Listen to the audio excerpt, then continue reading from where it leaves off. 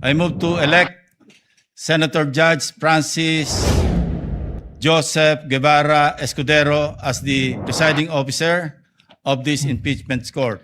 Objection, Mr. President, and may I allow to... We proceed Objection, to... Mr. President, I'm allowed to object and I'm allowed to Yes, explain you're my allowed to objection. object. You are allowed to object, but we will proceed Mr. with President. the division Mr. of the President. House. The official count is 12 in favor, 8 against. We cannot violate the Constitution, sir. As the preamble of the Constitution said, imploring the aid of the Almighty God. And as you said yourself, that every stage of this impeachment, we have to make sure na patas, we have to make sure na may due process, we have to make sure that it is fair. It is very clear in the Constitution of the Philippines that the presiding officer is the Senate President. Section 3, paragraph 6 of Article 11 of the 1987 Constitution, the Senate shall have the sole power to try and decide. All cases of impeachment, when sitting for that purpose, the senator shall be on oath or affirmation. When the President of the Philippines is on trial, the Chief Justice of the Supreme Court shall preside, but shall not vote. No person shall be convicted without the concurrence of 2/3 of all the members of the Senate.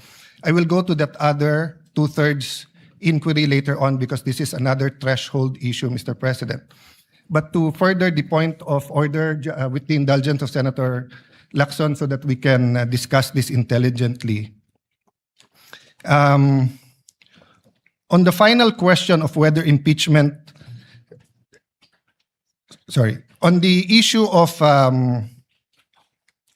who shall preside, under the Constitution,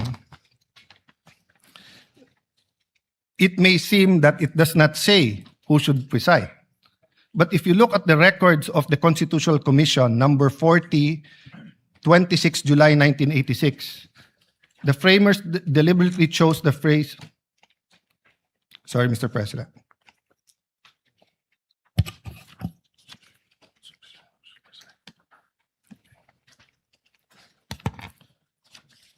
I am referring to Section 6, Article 11, and then Constitutional Commission number 41, 27 July 1986.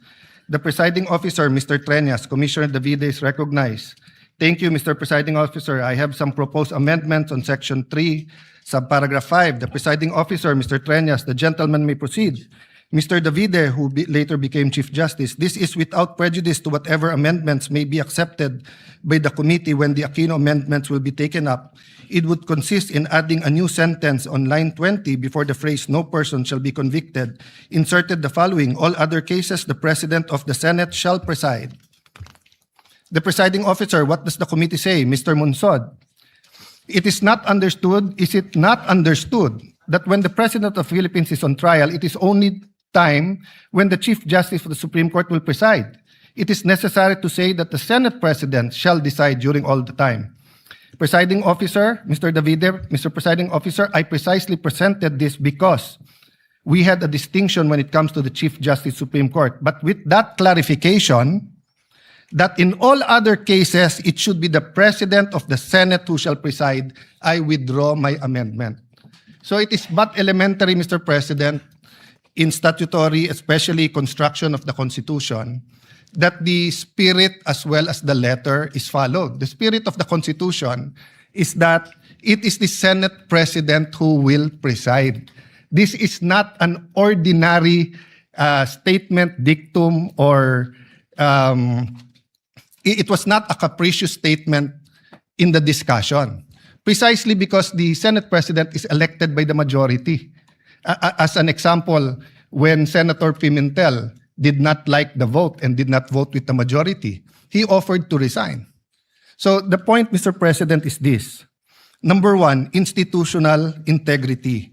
We need to protect the legitimacy of these proceedings. Even with the substitute presiding officer acts fairly, a conviction or acquittal reached under constitutionally defective process would invite judicial challenge and cast doubt on the validity of the entire trial. Do we want to go 30 weeks If we follow the number of days submitted in the pre-trial, 62 and 30, and 3 days every week, so 30 weeks yon. Then after the 30 weeks, we'll end up in the Supreme Court kasi kune-question natin kung tama ba kung sinong nag-preside. Why is it important? Why can't any of the 24 preside? Remember, under our very rules, hindi ko nababasahin para mas umikli. In our very rules, the presiding officer can decide on the spot, or he can throw it to the body, or he can call a caucus or whatever you call it to be able to decide. And we experienced that during the Corona trial, and that's one reason why everyone acclaimed the late Senate President Enrile, not only because of how he carried it himself, but how the consensus and how he carried it with the minority. Secondly, jurisdiction and regularity. The Senate's jurisdiction over an impeachment trial is constitutional.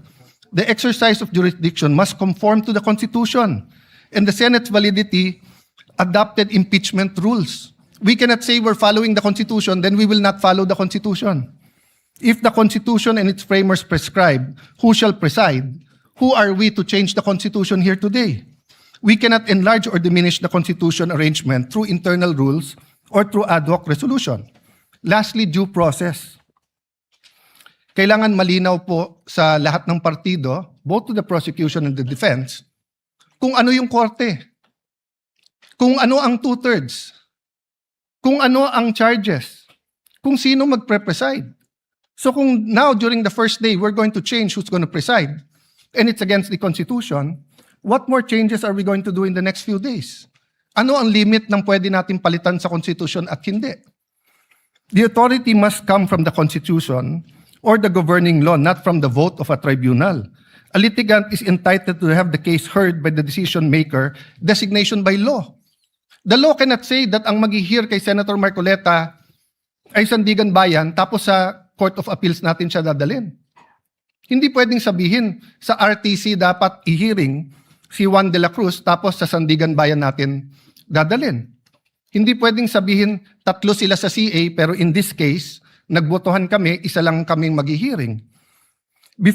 Proceedings before a judge or hearing officer who lacks the legal authority are invalid regardless of fairness of the proceedings. A judgment rendered by court without jurisdiction is null and void and may be attacked anytime. It creates no right and produces no effect. It remains basic fact that in law, the choice of the proper forum is crucial, as the decision of a court or tribunal without jurisdiction is a total nullity. A void judgment for want of jurisdiction is no judgment at all. All performed pursuant to it and claims emanating from it have no legal effect. Tan versus Cinco, GR number 213054, June 15, 2016. Penned by Justice Perlas Benabe, First Division. The constitutional authority, Mr. President, is very clear. Now, let's put that aside for a moment. But we're not allowed to do that. But for a moment, let's put that aside, that the Constitution is not clear and does not tell us what to do. The rules of the Senate says that any amendment should be presented a day before. And that's why the then minority, when I was Senate President, walked out, because your contention was, when we gave it to the Committee on Rules, kahit mahigit isang araw na at binabalik ng rules, we did not follow the rules. So on the rump session or alleged rump session on June 3, first of all, you did not have a quorum of 13. But let's assume for the sake of argument, I'm not giving you that point. As far as I'm concerned, it's in the Supreme Court, walang quorum on 12. Assuming may quorum on 12, you did not follow the rules. There was not a one-day notice for the rules. And then if you look at the records, this impeachment court adopted the rules on May 18. So that means that it is this impeachment court that now has to adopt any amendment to the rules. We did not debate that amendment to the rule. We cannot now just change the rules. We're here for the opening statements. We're here for the trial. Are we here to change the rules? We're changing the rules here today, Mr. President. So, Mr. President, later on I'll ask permission to talk about yung two-thirds because both the issue of the presiding officer and the issue of what constitute two-thirds of all members is a threshold issue. Para maintindihan na lang po ng lahat, lalo po sa mga kababayan natin na nanonood, Merriam-Webster, simple definition, a threshold issue is a preliminary question, minimum requirement, or foundation condition that must be met or resolved before proceeding to the substantive merits of a case, project, or process. In this initial criteria, if this initial criteria is not satisfied, further action is typically dismissed or halted. I want to avoid that this impeachment trial will be declared null and void. I want to avoid walkouts. I want to avoid any delays, Mr. President. The Senate President is more than capable. He said he is willing. He said he is ready. He has been in many situations in his life that people say you cannot do it, but he has done well. He has studied. So what's the issue? Why do we have to vote for a presiding officer, Mr. President? Why can't we follow the Constitution? So the point of order, Mr. President, is that amending the rules, implementing a null and void rule, and violating the Constitution will endanger this whole hearing, Mr. President. So please rule on the point of order, and I hope that the Senate President, who is more than able, will preside. Thank you to the gentleman from Taguig.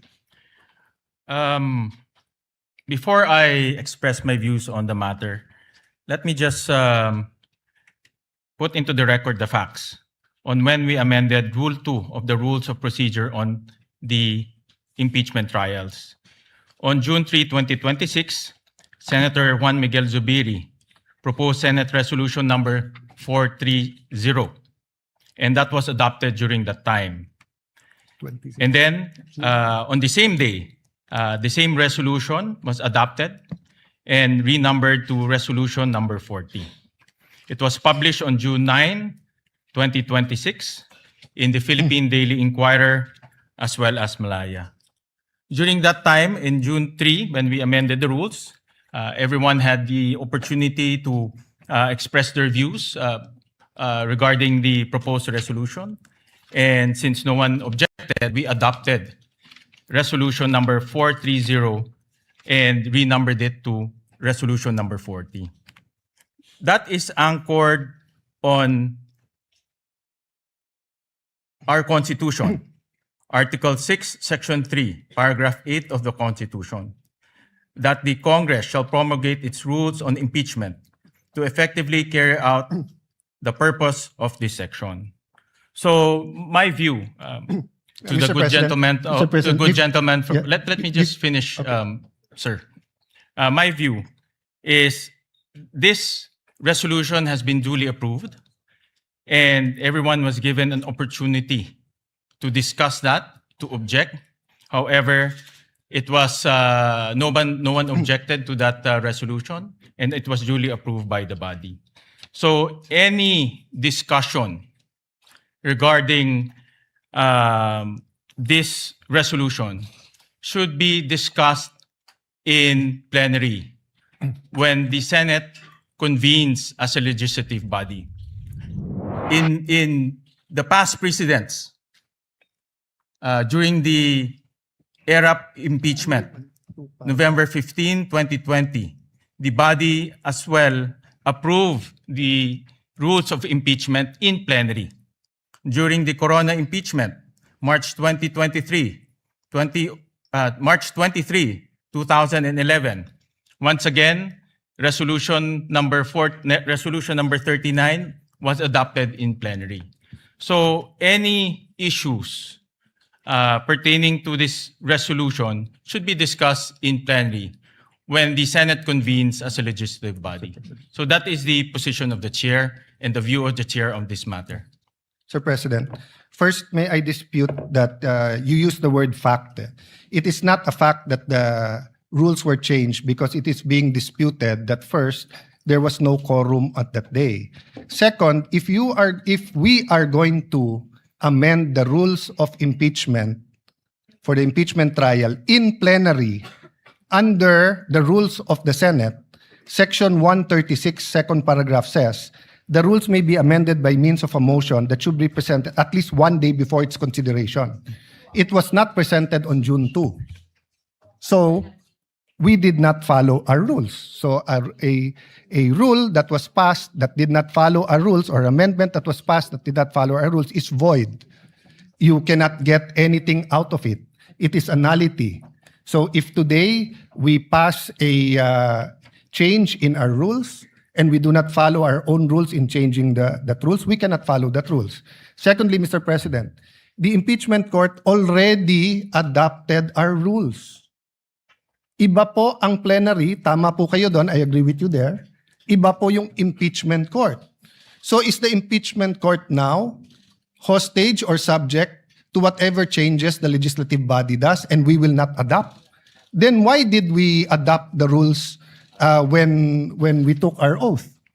We adopted it because the impeachment court is not powerless to talk about our rules. But finally, Mr. President, for the sake of argument, just for the sake of argument, wag na natin tignan yung mga amendments. It's against the Constitution. So can the impeachment court disobey the Constitution? If the Constitution says the presiding officer should be the Senate President, can we now say na no, pagbotohan natin kung sino? Because if we say that we can, what next? Will we add to the articles of impeachment? Will we lower the bar of the quantum of evidence needed? Will we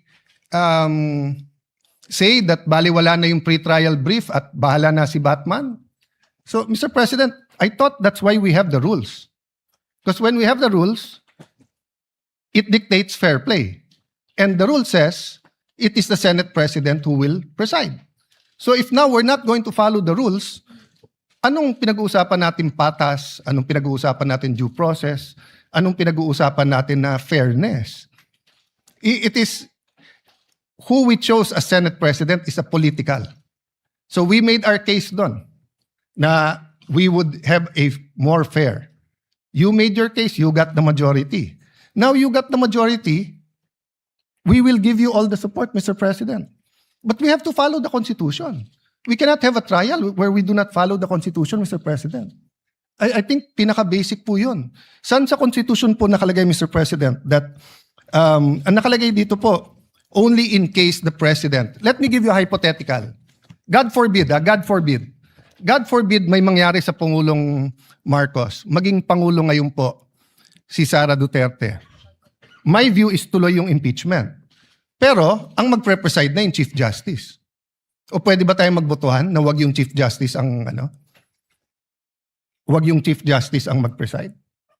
So how is it possible that today, we're starting out on the wrong foot by arguing who will preside when the Constitution already settled it, Mr. President? So I appeal to my colleagues. There are a lot of accommodations, there are a lot of things, may bigayan talaga dito.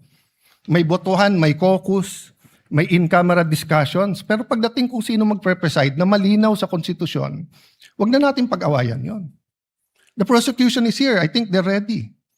The defense is here. I think they're ready. Let's give the Filipino people, a fair trial. Hindi po fair kung pipiliin natin kung sino ang kahit sinong magaling, kahit ako piliin nyo. Hindi ko po tatanggapin yon kasi mali po yon. Hindi po yun ang nakalagay sa Constitution natin. Very, very clear po sa records ng Constitutional Commission. Walang makaka-amend doon. We are not given any latitude on this matter, Mr. President. I appeal to you, Mr. President. This is your Senate presidency.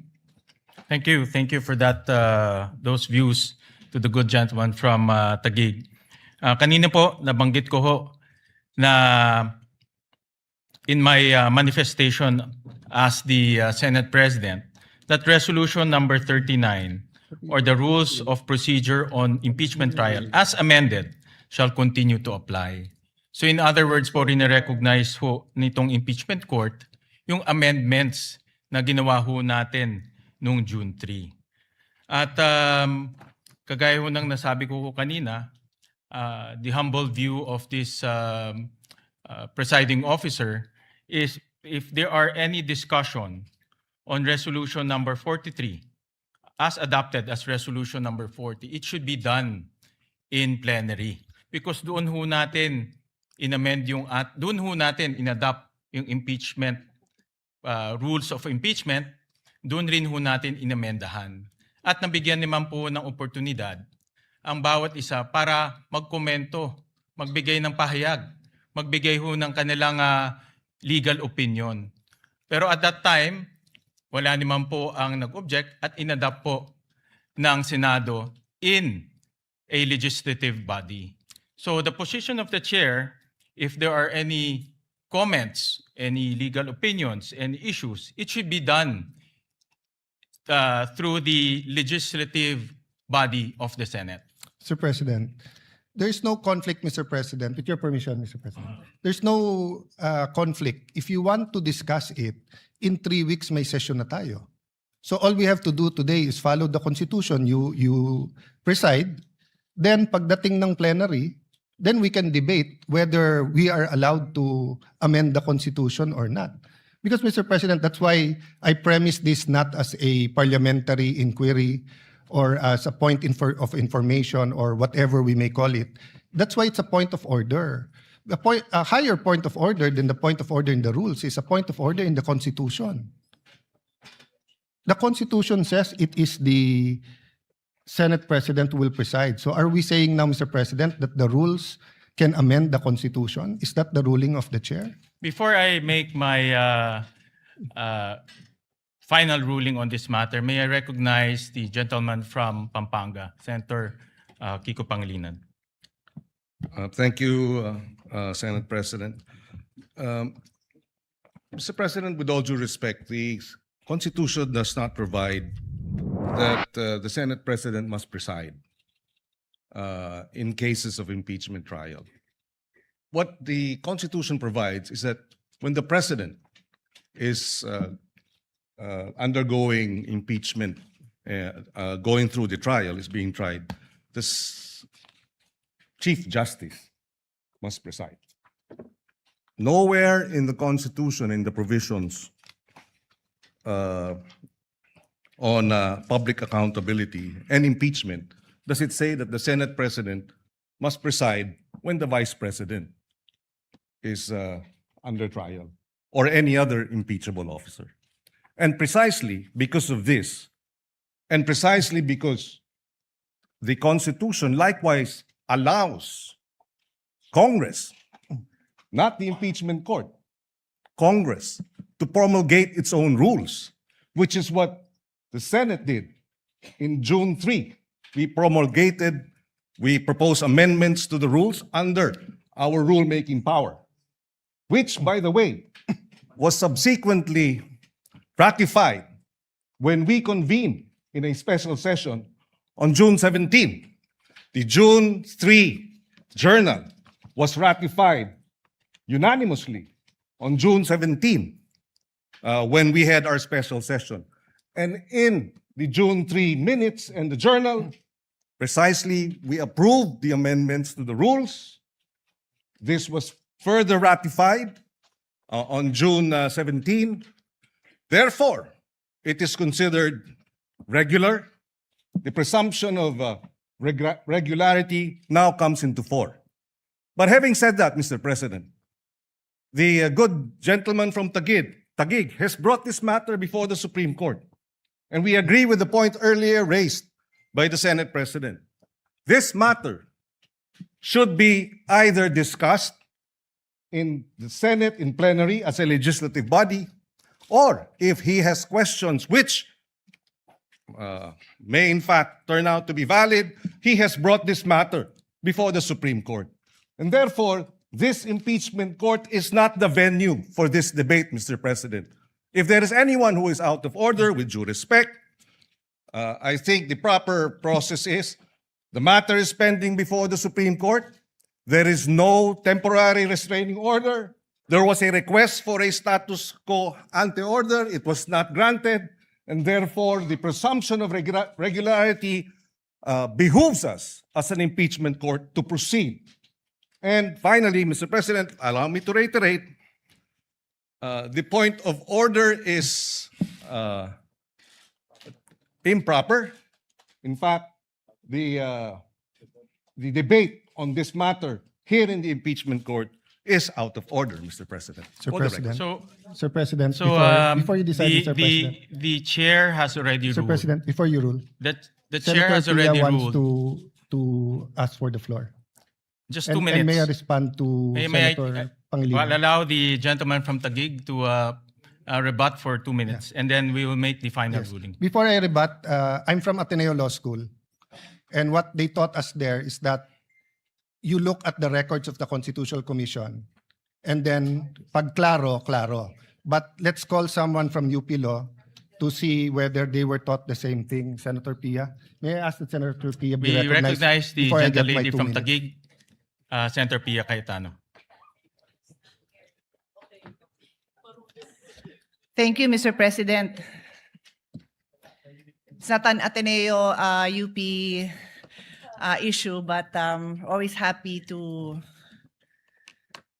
stand before our colleagues and share our experience in the UP College of Law.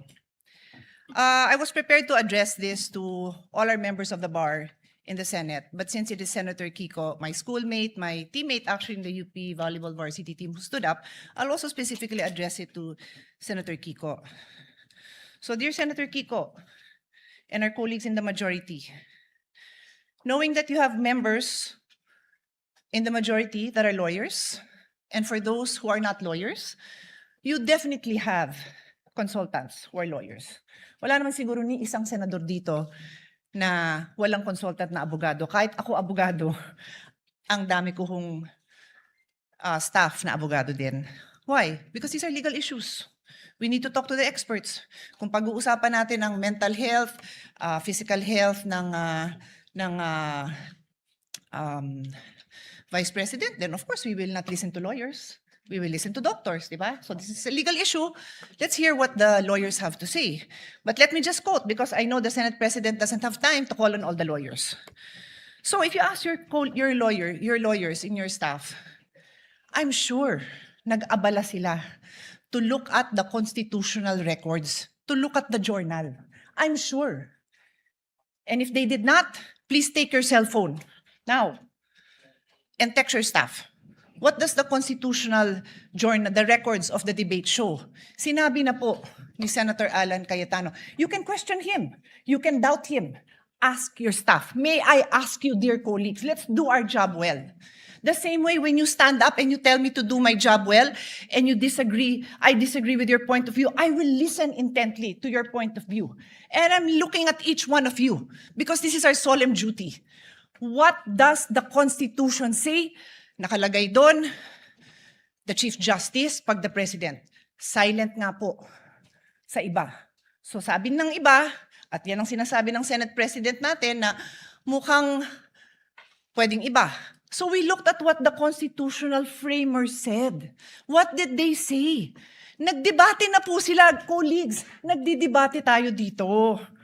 Pag sinabi ng sponsor, ito na yung paliwanag, yung nag-i-interpolate at nagbibigay ng amendment, sinasabi niya, okay, yung pala paliwanag mo, okay na ako. No need to amend. Yun at yun din ang sinabi. Let's place ourselves in that position. Because that happens to us every day. Every day, somebody stands up and says, ano ibig sabihin nito? And the sponsor will explain. Pag hindi maliwanag, sasabihin nung nag-i-interpolate or nag-a-amend, ay papa-amend ko kasi hindi maliwanag or I want to improve it. Pero kung nagkaintindihan naman, okay na. Eh yun nga yung binasa, tanungin nyo naman po yung staff nyo. Or let's pause, let's all get a copy. Let's show it. Because this is the foundation of this trial na tama yung nakaupong presiding officer. So that's my first point. Mag-abala naman tayo. Read it yourself, ask your staff to print a copy. In fact, on that note, may I ask Senator Allen's staff to print a copy?